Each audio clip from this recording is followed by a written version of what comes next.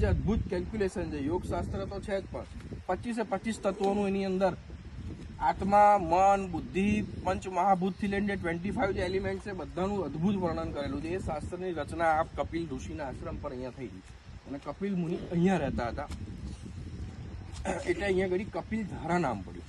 હવે એ કપિલ ધારા જ્યાં પડે છે ત્યાંથી થોડાક આગળ જાઓ ટ્રેક કરીને, ત્યાં આગળ દૂધ ધારા છે. હવે દૂધ ધારાની તમને સ્ટોરી કહું. દૂધ ધારાની એક્ઝેક્ટ જમણી બાજુમાં દુર્વાસા ઋષિની ગુફા છે. દુર્વાસા ઋષિએ ત્યાં આગળ તપ કર્યું છે. હવે દુર્વાસા ઋષિની વાત એવી છે કે એ પોતે તમને ખબર જ હશે કે દુર્વાસા ઋષિ એટલે હાઈ ટેમ્પર. ગમે ત્યારે બાપુને ગુસ્સો આવી જાય અને એ ગુસ્સો આવે એટલે શું કરે, કમંડળમાંથી જળ કાઢે, મંત્ર બોલે, મંત્ર શક્તિથી પાણીને રિચાર્જ કરી દે અને પછી આપી દે, કોઈને પણ શ્રાપ આપી દે. મને યાદ કરાવજો કે આ જે મંત્ર શક્તિ વાળું જે છે આપણે કદાચ પહેલે દિવસ વાત કરી હતી એ ડિટેલમાં વાત કરું, પણ અત્યારે એના રિલેટેડ સ્ટોરી કહું છું, આઉટ ઓફ ધ ટ્રેક નથી જતો.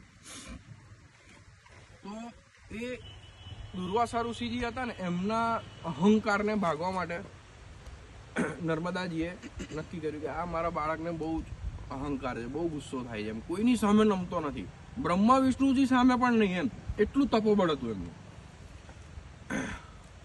તો એક દિવસે સ્નાન કરવા બેઠા ત્યાં આગળ ગુફાની સામે, અને નર્મદાજીની એક લહેર આવી અને બહાર જે મૂકેલા વસ્ત્ર હતા અને જે અળબોત્યું જે વીટેલું હતું એ પણ તણીને જતું હતું અને એક સુંદર સ્ત્રીના રૂપે માતાજી ત્યાં આગળ પધાર્યા.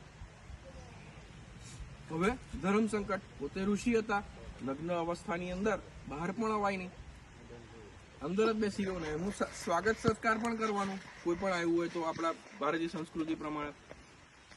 તો કીધું કે હું અહીંયા સ્વાગત કરું, પણ આવી રીતનું છે. તો 1 દિવસ 2 દિવસ, મહિનો, વરસ થયું, પાણીની અંદર વરસાદે આવે ને તાપે આવે ને ઠંડી આવે, પણ બાપુ બહાર ના નીકળ્યા તો ના જ નીકળ્યા, ના નમ્યા તો ના જ નમ્યા. પછી માતાજીને દયા આવી કે ના ચલો કઈ વાંધો નહીં, એટલે માફી માંગી બાપુએ કે બાપજી, માતાજીને કહે માફ કરો.